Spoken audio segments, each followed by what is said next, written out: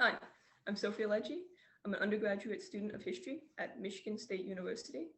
I'm an anime enthusiast, history buff, and today we're going to be looking at some scenes of genocide in the anime Fullmetal Alchemist Brotherhood. And we're going to be comparing them to actual events that happened during the Second World War and during the Holocaust in Nazi Germany and occupied Eastern Europe. That being said, let's get started.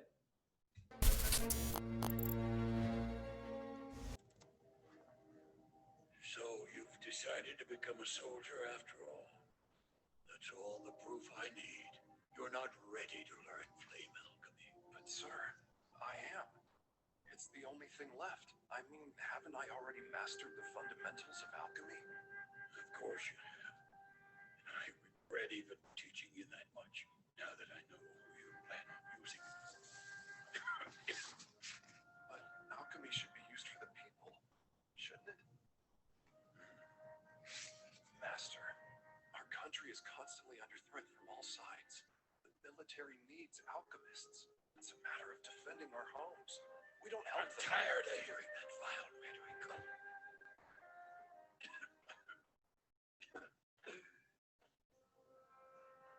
I can't stand to see you like this. There's no reason for a man of your stature to suffer in this kind of squalor. If you would simply join the military, you could get grants for your research. You could. I don't need a grant for something I've already completed. You finished your research? I've created the most powerful alchemy. It would only cause tragedy if I placed it in the wrong hands. And now that I've finished it, I've allowed myself to grow complacent. We alchemists are hungry creatures. We must continue the hunt for knowledge as long as we live. Okay, so I'm going to pause it right there. I'm seeing a clear parallel between alchemy in this fictional world and industrial science in World War II Germany. The master here is afraid that the soldier will use the alchemy/science for evil purposes, which of course he will. In this world, alchemy is used for the genocide. In our world, the Nazis use modern science and the deadly power of carbon monoxide and hydrocyanic acid to carry out the Holocaust. So nearly everything about the gas chambers was designed by engineers and scientists to maximize their lethality. According to a primary source document written on Zyklon B by Brian Herman, the gas chambers at Auschwitz were built partially underground to maintain a constant temperature that would augment the killing power of Zyklon B. Gas chamber ceilings were also purposefully designed to be quite low to allow better lethality with less poison used. The precision of the engineering was in the calibration of the poison was so that the author of this source actually stated, quote, that the only limiting factor of the gas chamber's death toll was the crematorium for disposing the bodies, as one could conceivably produce bodies much faster via gassing than could be cremated. So clearly, modern science was the primary mechanism by which people were killed in the Holocaust and was responsible for the vast scale of it. And it seems that scientific alchemy will be the primary enabler but mechanism of genocide in this show. And if I'm not mistaken, actually, the real life study of alchemy gave rise to modern chemistry. So there's also that. And the last thing is this rhetoric that the soldiers using. A country is threatened by all sides. We fight to defend our homes. But that's a very common line in Nazi propaganda. And the master denounces it correctly as vile rhetoric. So there's a lot of things that we can definitely connect to Nazi Germany and the Second World War, for sure. It's time to confess. Tell me your sins. What did you do to my people? Ishval is a harsh and barren country, filled with rocks and sand. Considering the terrain, it's not surprising that it would give birth to such a stringent religion. Or that its people would be so earnest and resolute. It's only natural that a faction of the population would protest the country's annexation by a mistress. Their mistrust was soon justified. That one bullet changed everything. Their mistrust turned to outrage. Dissidence spread like a contagion. It soon escalated into a civil war, and the fighting lasted 7 long years. until a simple one-page document determined the Ishvalan's fate. Executive Order 3066, the official order to initiate the Ishvalan War of Extermination. All right, pause. So this is an interesting take on the beginning of genocide. So instead of an executive order, as is depicted here, the final solution really began with something called the Wannsee Conference, which was covered on Lecture 12 on November 16th. The Wannsee Conference occurred in January of 1942 and actually did not include a personal appearance of Hitler, unlike what's portrayed in this scene. Instead, Reich Security Main Office SS Obergruppenführer Reinhard Heydrich announced that he had been tasked by Hitler himself to coordinate the systematic mass murder of Eastern European Jewry. The Nazis never actually issued an executive order or any of the sort that specifically wrote down, this is the start of the final solution or whatever. It was actually kept quite hush-hush, and Himmler himself actually didn't want anything written down regarding Operation Reinhard, which is one of the biggest killing operations of the Holocaust. So the historical accuracy of this scene in relation to what began the final solution, the Holocaust, the huge genocide, it's questionable at best, just because of the depiction of an executive order. But I do like how seemingly important military members are present at this meeting in the scene where this Hitler figure is signing into law or ordering what is called the Ishvalan War of Extermination. So it's not per se accurate historically, but obviously I understand that it's fictional. It's not supposed to entirely be based off of Nazi Germany. Let's keep watching. Where other soldiers don't always have a direct line of sight on the effects of their actions, snipers do. And, of course, the state alchemists. Listen here. I am the Iron Blood Alchemist, Boss Rod. Iron and blood. I am both soldier and weapon. Now stand down. I'm the only man able to take the lead in this battle.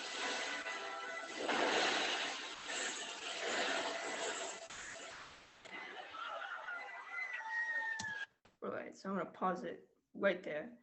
And I really wasn't expecting that, to be honest. I really wasn't expecting a callback to German unification. So basically when he says iron and blood, it's very, I don't think that's a coincidence at all, because Blut und Eisen was the name of a speech that Otto von Bismarck gave in 1862 that announced the unification of Germany. The concepts of Blut, blood, racial purity, and Eisen, iron as a metaphor for German national strength, were also core ideological concepts of the NSDAP. And furthermore, the concept or the idea of a soldier as a weapon or extension of the state is also a concept that the Nazis endorsed quite often. The soldier of the Reich, as they were often called, they were seen as an extension of Nazi racial policy, especially on the Eastern Front. I know this is a small scene and only like 2 lines, but knowing the author of this series, it's unlikely to be a coincidence. I know how much research she did into history, especially European history and combat and whatnot. So I just don't think this is a coincidence, and it's very interesting to hear that kind of a thing in the show. So let's watch the next clip. There is one, but it's worse than you can imagine.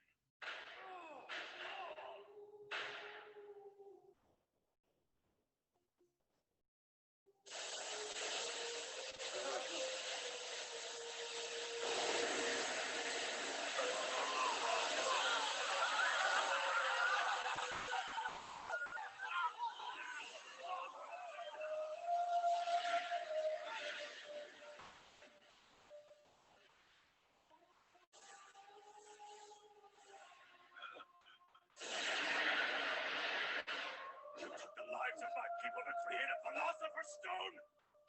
What happened to this stone? It was given to Major Solve J. Kimbley. He was known as the Crimson Alchemist. Did you see what this man looked like? Did he have black hair and cold eyes? Yes. My brother. Keep talking. Everything changed. That single stone turned the battle around. Okay, so I'm gonna pause it right there. because this scene is very, very interesting to me. So basically, from what I understand of this scene, the Amestrian military is using a religious minority as human sacrifices for an alchemical ritual that will aid their war effort. So this is very, very reminiscent of medical experiments that Nazis performed on concentration camp prisoners.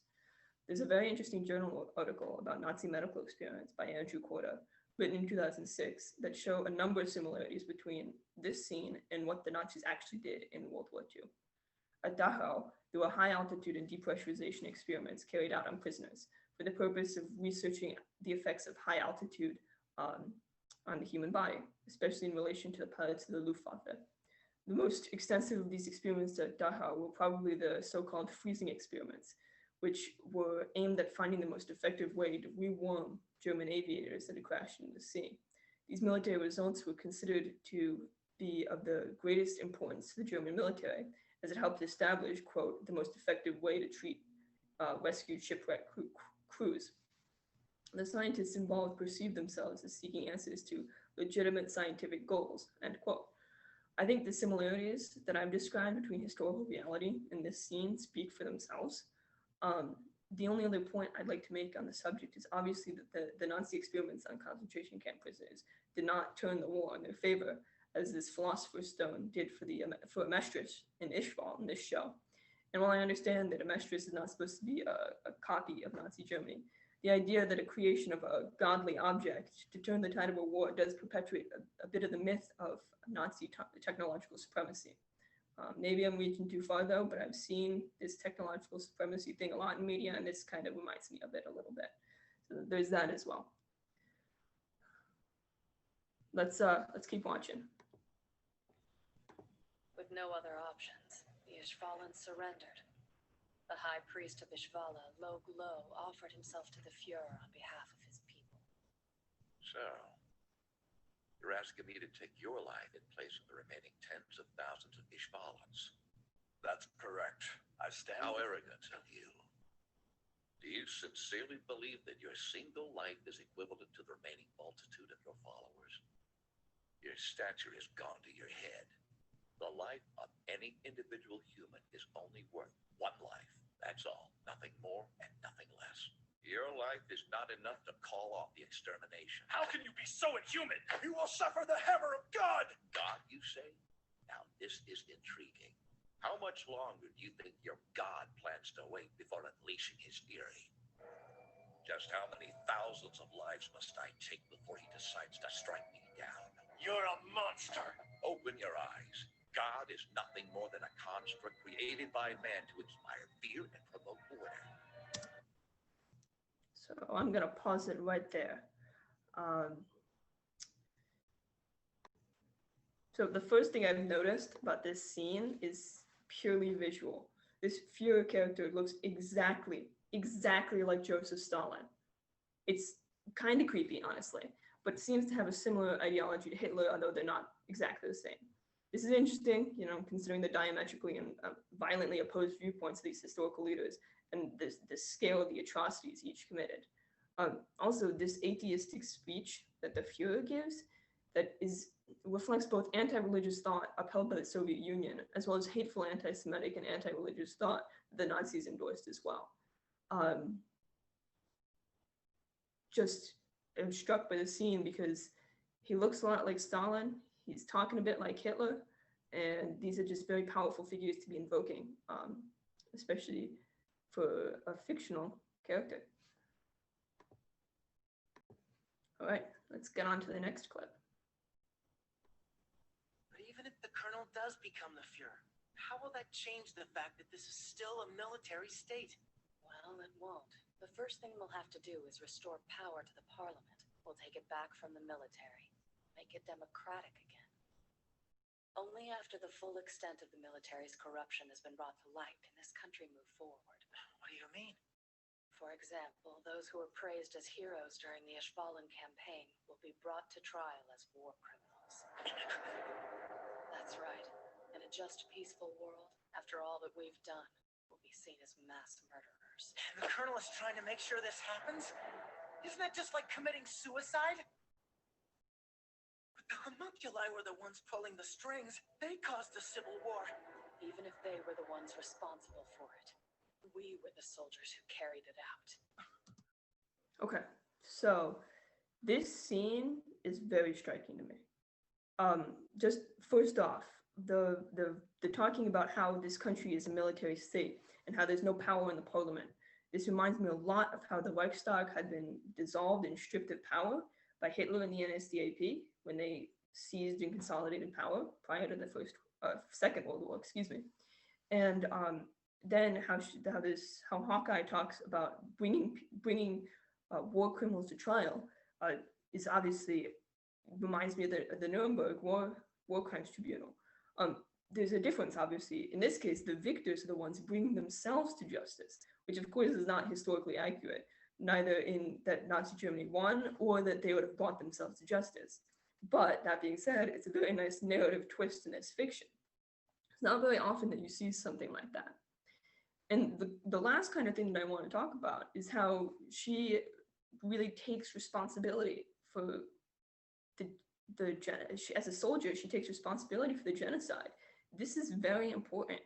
One of the primary defenses of many mid-level Nazi perpetrators of the Holocaust and war crimes in general was, I was just following orders.